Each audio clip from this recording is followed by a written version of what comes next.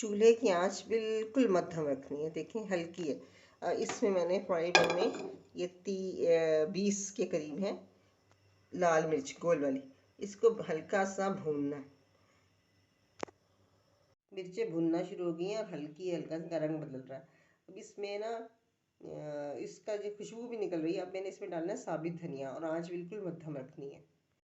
साबित मिर्चें मैंने आपको बताया था 20 अदद लिए। ये 6 टेबल स्पून साबित धनिया, इसे मैंने साफ़ कर लिया। और ये तकरीबन 2 टेबल स्पून सफ़ेद ज़ीरा और 1 टीस्पून अजवाइन है। ये इसमें बारी बारी शामिल करना है। अभी मैंने डालना है इसमें साबित धनिया।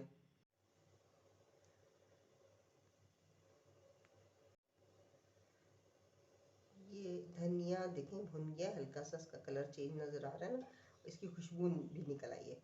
अब इसी में ज़ीरा डाल देंगे, सफ़ेद ज़ीरा साबित। धनिया भी अच्छी तरह भुन गया है, ज़ीरा भी। अब इसमें डलेगी अजवाइन। ये सबसे कम देर भुनती है और थोड़ी भी डलती है। और साथ ही मैं डाल दूंगी, ये मैंने रखा हुआ है 1.5 टेबल स्पून, चमची नहीं है टेबल स्पून, काला नमक।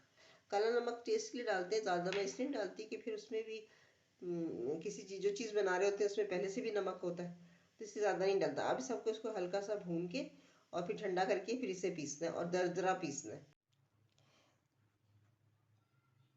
ये सब चीज़ें अच्छी तरह रोस्ट हो गई हैं। बस अब इन्हें दरदरा पीसना है, पीस के दिखाती हूँ।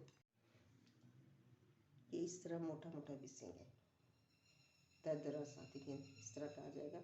ये उन तमाम चीज़ों में डलता है जिसमें चाट मसाला डलता है, लेकिन ख़ास तौर पे दही फुल्के के लिए दाल के ऊपर चाट मसाले में चूँकि या तो टाटरी होती है या अमचूर जो गला ख़राब करती है, ये इसके बगैर होता है तो जायका बहुत अच्छा होगा, लेकिन खट्टा नहीं होगा, गला नहीं ख़राब करेगा।